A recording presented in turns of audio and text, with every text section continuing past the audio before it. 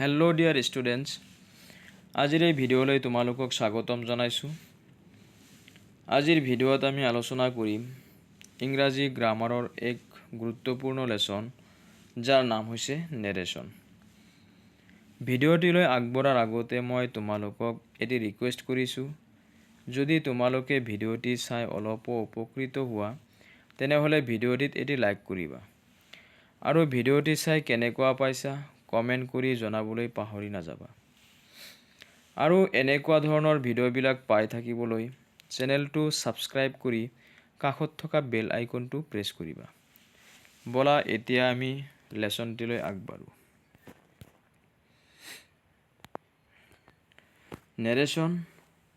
নেৰেশ্যনৰ আন এটা নাম হৈছে স্পীচ। কেতিয়াবা কেতিয়াবা পৰীক্ষাত নেৰেশ্যন নাহি কেনে স্পীচ বোলা শব্দটো আহি যায়। তো সকলোৱে মনত ৰাখিবা, নেৰেশ্যনৰ আন এটা নাম হ'ল স্পীচ। তো এই নেৰেশ্যন দুই প্ৰকাৰ, এটা হ'ল ডাইৰেক্ট নেৰেশ্যন আৰু এটা হ'ল ইনডাইৰেক্ট নেৰেশ্যন। ডাইৰেক্ট নেৰেশ্যনৰ বাক্যটো সদায় ঊৰ্ধ্বকমাৰ ভিতৰত থাকে আৰু ইনডাইৰেক্ট নেৰেশ্যনত কোনো ধৰণৰ ঊৰ্ধ্বকমা নাথাকে। তোমালোকে ইয়াত দেখা পাইছা, এই বাক্যটো যিহেতু ঊৰ্ধ্বকমাৰ ভিতৰত আছে, ইনভাৰ্টেড কমাৰ ভিতৰত আছে, তো এই বাক্যটো হ'ল ডাইৰেক্ট নেৰেশ্যন। আৰু এই বাক্যটোত ঊৰ্ধ্বকমা নাই, এই বাক্যটো হ'ল ইনডাইৰেক্ট নেৰেশ্যন। তো এই বাক্যটোত আমি চাবলগীয়া আছে, শিকিবলগীয়া আছে, এই বাক্যটোত দুটা খণ্ড আছে। এই খণ্ডক ইংৰাজীত ক্লজ বুলি কোৱা হয়। তো দুটা ক্লজ আছে। ইয়াৰ ঊৰ্ধ্বকমাৰ বাহিৰত যিটো ক্লজ আছে, এই ক্লজটোক কোৱা হয় ৰিপৰ্টিং ক্লজ। এইখিনিক কোৱা হয় ৰিপৰ্টিং ক্লজ আৰু এইখিনিক কোৱা হয় ৰিপৰ্টেড ক্লজ। মানে ইনভাৰ্টেড কমাৰ ভিতৰত যিখিনি থাকিব সেইখিনি হ'ল ৰিপৰ্টেড আৰু ইনভাৰ্টেড কমাৰ বাহিৰত যিখিনি থাকিব সেইখিনি হ'ল ৰিপৰ্টিং। ইনভাৰ্টেড কমাৰ ভিতৰত থাকিলে ৰিপৰ্টেড আৰু ইনভাৰ্টেড কমাৰ বাহিৰত থাকিলে ৰিপৰ্টিং। এইটো সকলোৱে মনত ৰাখিবা। তো এতিয়া আমি দেৰি নকৰি ব'লা ডাইৰেক্ট নেৰেশ্যনৰ পৰা ইনডাইৰেক্ট কেনেকৈ কৰিব পাৰোঁ সেই নিয়মখিনি শিকি লওঁ। তো ডাইৰেক্টৰ পৰা ইনডাইৰেক্ট কৰিবলৈ হ'লে আমি 5টা চেণ্টেন্সৰ সন্মুখীন হ'ব লাগে। তো assertive sentence, interrogative sentence, imperative sentence, exclamatory sentence আৰু অপাৰেটিভ চেণ্টেন্সৰ সন্মুখীন হ'ব লাগে। তো 5টা চেণ্টেন্সৰ ভিতৰত আজিৰ এই ভিডিঅ'টোত এছাৰ্টিভ চেণ্টেন্সৰ ডাইৰেক্ট নেৰেশ্যন ইনডাইৰেক্ট কেনেকৈ কৰিব লাগে সেই নিয়মখিনি আমি শিকিম। তো ডাইৰেক্ট নেৰেশ্যনৰ পৰা ইনডাইৰেক্ট কৰোঁতে আমি ইনভাৰ্টেড কমাৰ সলনি মাজত এটা ডেট ব্যৱহাৰ কৰিব লাগিব। যেনেকুৱা এইখিনিত আছে যে এইখিনি ইয়াত যে ঊৰ্ধ্বকমা আছে, এই ঊৰ্ধ্বকমাৰ সলনি আমি মাজত এটা কি ব্যৱহাৰ কৰিব লাগিব, ডেট ব্যৱহাৰ কৰিব লাগিব। এনেকুৱাকৈ আমি ডেট ব্যৱহাৰ কৰিব লাগিব প্ৰথমতে। ইয়াতে যেনেকুৱা আছিল হি ছেইজ inverted comma I am ill. তো ইয়াতে আমি লিখিছোঁ হি ছেইজ, এই ইনভাৰ্টেড কমাৰ সলনি কি লিখিছোঁ, ডেট। তাৰপিছত 2 নম্বৰত আমি লিখিব লাগিব, আমি প্ৰনাউন চেঞ্জ কৰিব লাগিব। তো আমি প্ৰনাউন কেনেকৈ চেঞ্জ কৰিম, যে ডাইৰেক্ট নেৰেশ্যনত যদি আই থাকে তেনেহ'লে ইনডাইৰেক্টত আমি হি নাইবা সি লিখিম। যদি ডাইৰেক্ট নেৰেশ্যনৰ ৰিপৰ্টিং ক্লজৰ ছাবজেক্টটো যদি ল'ৰা মানুহ হয় তেনেহ'লে আমি হি লিখিম আৰু ছোৱালী মানুহ হ'লে আমি সি লিখিম। যেনেকুৱা এই প্ৰথমটো বাক্যত চাই লোৱা আহা, হি ছেইজ আই এম ইল। তো এই ডেটৰ পিছতে 2 নম্বৰ নিয়মটো প্ৰনাউন চেঞ্জ কৰিব লাগে। তো আইৰ সলনি কি লিখিম, হি বা সি লিখিম। যিহেতু আমাৰ ইয়াতে কি আছে, হি আছে, হি ৰিপৰ্টিং ক্লজত ছাবজেক্টটো হি আছে, ল'ৰা মানুহ আছে, সেইকাৰণে আইৰ সলনি ইয়াতে আমাৰ হি হৈ যাব। এয়া হ'ল 2 নম্বৰ নিয়ম। 2 নম্বৰ নিয়মত প্ৰনাউন চেঞ্জ কৰিব লাগে। প্ৰনাউন আমি এইখিনি থাকিলে আই থাকিলে হি বা সি লিখিম, মি থাকিলে হিম বা হাৰ লিখিম, মাই থাকিলে হিজ বা হাৰ লিখিম, উই থাকিলে দে, আজ থাকিলে দেম, আৱাৰ থাকিলে দেয়াৰ, ডিছ থাকিলে ডেট লিখিম। তো এইখিনি আমাৰ শিকিবলগীয়া আছে। মে থাকিলে হিম বা হাৰ কিয় লিখিম, কোনটো লিখিম। তো হিম লিখিম কেতিয়া, যেতিয়া ৰিপৰ্টিং ক্লজত যেতিয়া ল'ৰা মানুহ থাকিব তেতিয়া হিম লিখিম, আৰু যদি ছোৱালী মানুহ থাকে তেনেহ'লে আমি হাৰ লিখিম। ঠিক তেনেকুৱা ল'ৰা মানুহ হ'লে হিজ, ছোৱালী মানুহ হ'লে হাৰ, এনেকৈ লিখিব লাগে। ল'ৰা মানুহ হ'লে হি আৰু ছোৱালী মানুহ হ'লে চি লিখিব লাগে। আইৰ সলনি হি বা চি, মিৰ সলনি হিম বা হাৰ, মাৰ সলনি হিজ বা হাৰ, তাৰপিছত উই থাকিলে দে লিখিব লাগে। এনেকৈ আমি প্ৰনাউন চেঞ্জ কৰিম। তৃতীয়তে আমি চেঞ্জ কৰিব লাগিব, টেন্স চেঞ্জ কৰিব লাগিব। আমি টেন্স কেনেকৈ চেঞ্জ কৰিম, তো ইয়াতে কৈছে ৰিপৰ্টিং ভাৰ্ব প্ৰেজেণ্ট বা ফিউচাৰ টেন্সৰ হ'লে, ৰিপৰ্টিং ভাৰ্ব প্ৰেজেণ্ট বা ফিউচাৰ টেন্সৰ হ'লে কেনেকুৱা, যদি চে থাকে বা চেজ থাকে বা উইল চে থাকে, তেনেহ'লে আমি ৰিপৰ্টেড ভাৰ্বৰ টেন্স চেঞ্জ কৰিব নালাগে। ৰিপৰ্টিং ভাৰ্বৰ যেতিয়া চে থাকিব বা চেজ থাকিব বা উইল চে থাকে, তেতিয়া আমি ৰিপৰ্টেড ভাৰ্বৰ টেন্স চেঞ্জ কৰিব নালাগে। কিন্তু যেতিয়া ৰিপৰ্টিং ভাৰ্ব পাষ্ট টেন্সৰ হয়, মানে চেইড থাকে বা ৱাজ চেইং থাকে, তেনেহ'লে আমি ৰিপৰ্টেড ভাৰ্বৰ টেন্স তলত দিয়া ধৰণে আমি চেঞ্জ কৰিব লাগিব। যদি এম ইজাৰ থাকে তেনেহ'লে আমি লিখিব লাগিব ৱাজ ৱেৰ। তাৰপিছত হেভ হেজ থাকিলে আমি হেড লিখিব লাগিব, ৱাজ ৱেৰ থাকিলে হেড বিন লিখিব লাগিব, কেন থাকিলে কুড লিখিব লাগিব, মে থাকিলে মাইট। এনেকুৱা ইয়াতে দেখাই দিয়া গৈছে। তো ইয়াতে চেজ থাকিলে ইয়াতে কিন্তু টেন্স চেঞ্জ হোৱা নাই। তাৰপিছত ইয়াতে চেড আছে, ইয়াতে কিন্তু কি হৈ গৈছে, টেন্সটো চেঞ্জ হৈ গৈছে। এইটো আছিল প্ৰেজেণ্ট টেন্সৰ, ইয়াতে হৈ গৈছে পাষ্ট টেন্সৰ। তো এমৰ সলনি ইয়াতে ৱাজ আহি গৈছে। কিন্তু ইয়াতে এম টু প্ৰেজেণ্ট টেন্সৰ, ইজ টু প্ৰেজেণ্ট টেন্সৰ, এম টু ভাৰ্ব ওৱানৰ, ইজ টু ভাৰ্ব ওৱানৰ। ইয়াতে এম টু ভাৰ্ব ওৱান কিন্তু ৱাজ টু ভাৰ্ব টু হয়। তো এইটো কথা মনত ৰাখিব লাগিব। কেৱল মাত্ৰ চেজ আৰু চেডৰ পাৰ্থক্য। চেজ থাকিলে টেন্স চেঞ্জ কৰিব নালাগে, চেড থাকিলে টেন্স চেঞ্জ কৰিব লাগিব।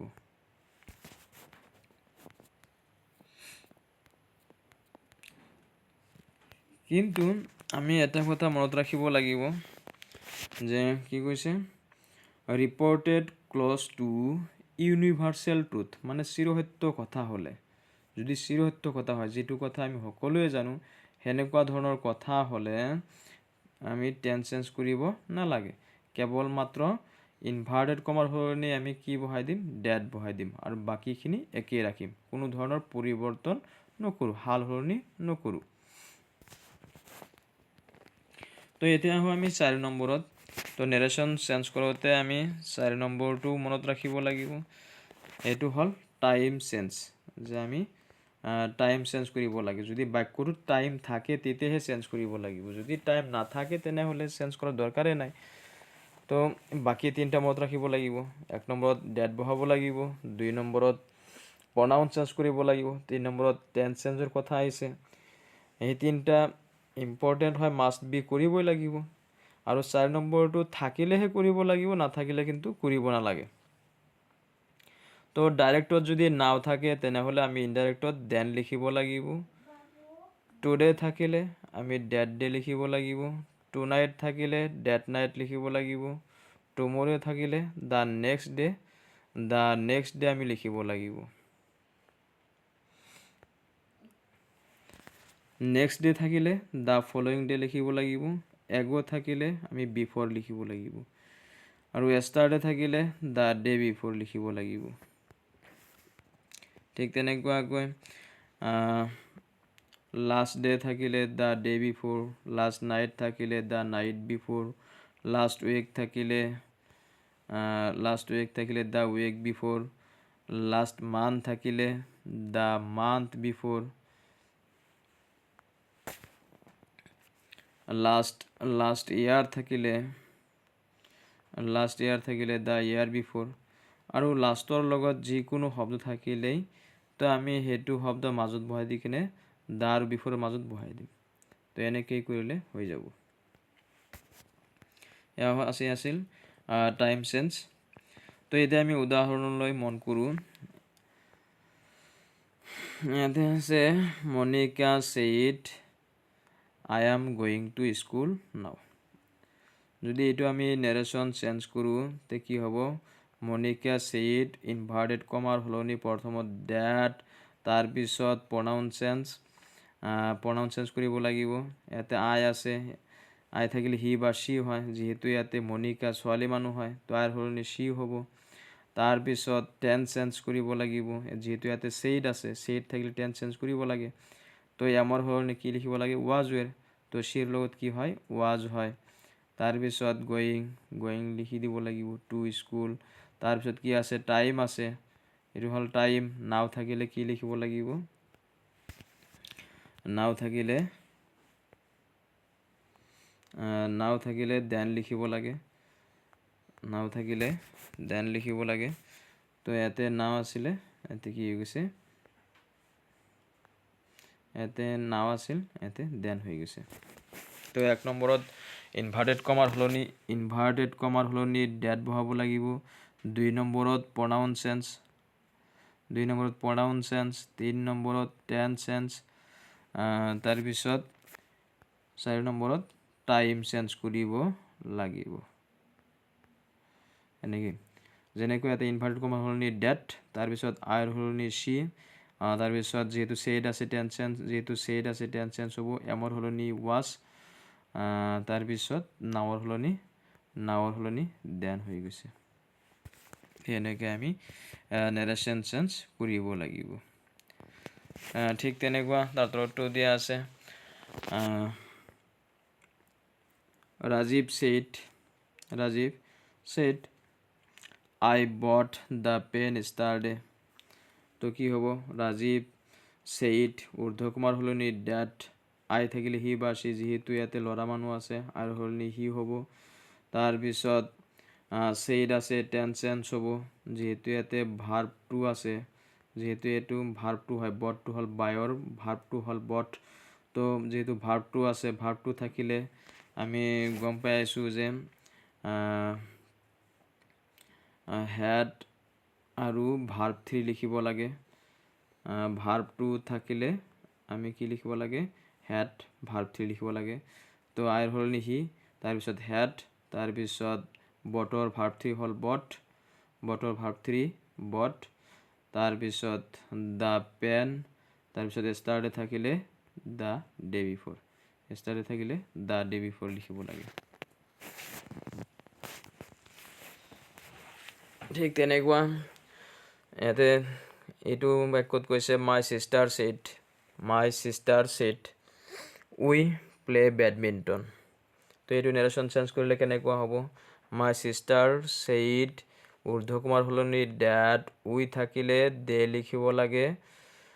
তাৰপিছত যিহেতু ছেইড আছে টেন্স চেঞ্জ হ'ব, প্লেৰ ভাৰ্বটো হ'ল, যিহেতু প্লে ভাৰ্ব 1 আছে, ভাৰ্বটো হ'ব প্লেৰ ভাৰ্বটো হ'ল প্লেড, তাৰপিছত বেডমিণ্টন। ইয়াতে যিহেতু টাইমটো উল্লেখ কৰা নাই তো আমাৰ টাইম চেঞ্জ কৰাৰ দৰকাৰেই নাই। তাৰপিছত ইয়াতে কি কৈছে? My mother said I will cook biryani টুমৰো।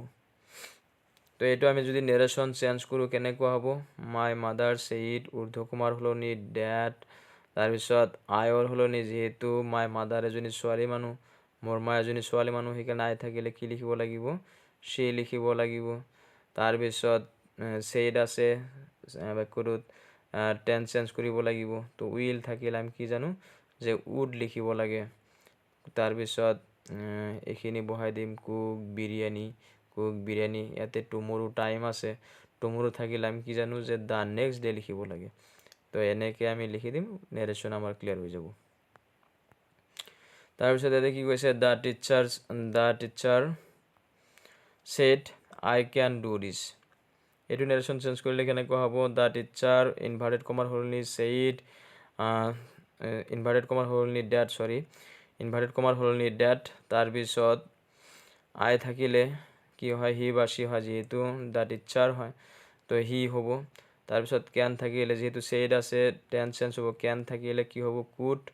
তাৰপিছত ডু, ডিছ থাকিলে আমাৰ কি হয়, ডেট হৈ যায়, প্ৰনাউন চেঞ্জ হয়। ডিজ এটা প্ৰনাউন হয়, তো আমি ডিজৰ সলনি কি লিখিব লাগিব, ডেট লিখিব লাগিব। প্ৰবীণ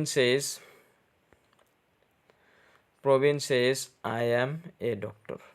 তো আমি এইটো নেৰেশ্যন চেঞ্জ কৰিলে কেনেকুৱা হ'ব, প্ৰবীণ ছেইজ ইনভাৰ্টেড কমাৰ সলনি ডেট, তাৰপিছত আই থাকিলে হি বা সি হয়, যিহেতু প্ৰবীণটো হ'ল ল'ৰা মানুহ তেনেহ'লে আইৰ সলনি কি হ'ব, হি হ'ব। তাৰপিছত যিহেতু ইয়াতে ছেইজ আছে, প্ৰেজেণ্ট টেন্সৰ আছে, ছেইড নাই, তেনেহ'লে টেন্স চেঞ্জ কৰিব নালাগে। তো আইৰ লগত বহিছিল এম, তো হিৰ লগত কি হ'ব, ইজ। টেন্স চেঞ্জ নহ'ল, টেন্সটো একেই থাকিল, প্ৰেজেণ্ট টেন্সৰে থাকিল। তো তাৰপিছত বাকীখিনি লিখি দিম। তাৰপিছত ইয়াতে আমাৰ টাইম উল্লেখ নাই, তো টাইম চেঞ্জ কৰিব নালাগে যিহেতু নাই। তাৰপিছত কি কৈছে, my father said the earth moves around the sun. এইটো আমি যদি নেৰেশ্যন চেঞ্জ কৰি কেনেকৈ হ'ব, মাই ফাদাৰ ছেইড ঊৰ্ধ্বকমাৰ সলনি ডেট, যিহেতু এই বাক্যটো কি হৈছে, ইউনিভাৰ্চেল ট্ৰুথ বুজাইছে, চিৰসত্য ঘটনা বুজাইছে। The earth moves around the sun, পৃথিৱী সূৰ্যৰ চাৰিওফালে ঘূৰে, তো এইটো চিৰসত্য ঘটনা হয়। তো আমাৰ ইয়াৰে কোনো ধৰণৰ একো পৰিৱৰ্তন কৰিব নালাগে, যেনেকুৱা আছে সেনেকুৱা বহাই দিব লাগে। ইয়াতে আছিল the earth moves around the sun, তো the earth moves around the sun বহাই দিলে আমাৰ নেৰেশ্যন কমপ্লিট চেঞ্জ হৈ যাব। তলতটো একে, the teacher said the sun rises in the east, the teacher said the sun rises in the east, এইটো সেই একে আগৰ দৰেই ইউনিভাৰ্চেল ট্ৰুথ হয়, চিৰসত্য ঘটনা হয়, যে সূৰ্য পূব পিনে উদয় হয়। তো কেৱল মাজত কি বহাব লাগে, ডেটটো বহাই দিব লাগে, ডেটটো বহাই দিলেই নেৰেশ্যন ক্লিয়াৰ হৈ যাব। তো আশা কৰোঁ সকলোৱে বুজি পাইছা চাগে। যদি ভালদৰে ক্লিয়াৰ হোৱা নাই তো তোমালোকে গোটেইখিনি এবাৰ স্ক্ৰীনশ্বট মাৰি কেনে ৰিভাইজ কৰিবা, নিয়মখিনি ৰিভাইজ কৰি কেনে আকৌ ভালদৰে চাবা। তো মই আশা কৰোঁ ধুনীয়াকৈ বুজি পাই যাবা। তো নেৰেশ্যন চেঞ্জ কৰাৰ প্ৰথমটো নিয়মেই হ'ল যে ইনভাৰ্টেড কমাৰ সলনি আমি ডেট বহাব লাগে, ইনভাৰ্টেড কমাৰ সলনি ডেট। তাৰপিছত দ্বিতীয়তে প্ৰনাউন চেঞ্জ কৰিব লাগে, প্ৰনাউন আমি এইদৰে চেঞ্জ কৰিম। প্ৰনাউন চেঞ্জ কৰাৰ কাৰণে আমি এইখিনি বস্তু মনত ৰাখিবই লাগিব। তো ইয়াতে আৰু এটা প্ৰনাউন আছে যে সেইটো হ'ল দিছ থাকিলে আমি লিখিব লাগিব দোষ, দিছ থাকিলে আমি দোষ লিখিব লাগিব। তোমালোক সকলোৱে এইখিনি নোটছ কৰি ল'বা, নোটছ কৰি লৈ কিনে ধুনীয়াকৈ মুখস্থ কৰি ল'বা, তাৰপিছত বুজাৰ কাৰণে চেষ্টা কৰিবা। তো 3 নম্বৰত আমি টেন্স চেঞ্জ কৰিব লাগিব। যেতিয়া ছেইড থাকিব, ছেইড থাকিলে টেন্স চেঞ্জ হ'ব, ছেইড নাথাকিলে টেন্স চেঞ্জ নহয়। তো আমি এইদৰে টেন্সবিলাক চেঞ্জ কৰিম। এমিজাৰ থাকিলে ৱাজ ৱেৰ, হেভ হেজ থাকিলে হেড, ৱাজ ৱেৰ থাকিলে হেড বিন, কেন থাকিলে কুড, মে থাকিলে মাইট, শ্বেল থাকিলে শুড, উড, উইল থাকিলে উড, ভাৰ্ব 1 থাকিলে ভাৰ্ব 2। ভাৰ্ব 1 মানে হ'ল প্ৰেজেণ্ট ফৰ্ম, আৰু ভাৰ্ব 2 মানে হ'ল পাষ্ট ফৰ্ম, আৰু ভাৰ্ব 3 মানে হ'ল পাষ্ট পাৰ্টিচিপল ফৰ্ম। এইটো কথা মনত ৰাখিবা। তো যি কি নহওক, তো আজিৰ ভিডিঅ'টো অলপ দীঘলীয়া হৈ যাব গৈছে, তো ইমান দীঘলীয়া নকৰোঁ। তো বাকী যিখিনি আছে ইণ্টাৰগেটিভ চেণ্টেন্সৰ নেৰেশ্যন, ইম্পাৰেটিভ চেণ্টেন্সৰ নেৰেশ্যন, তো মই পাৰ্ট বাই পাৰ্ট দি থাকিম, তোমালোকে চাই থাকিবা। তো আজি তোমালোকক এৰিছোঁ, ধন্যবাদ।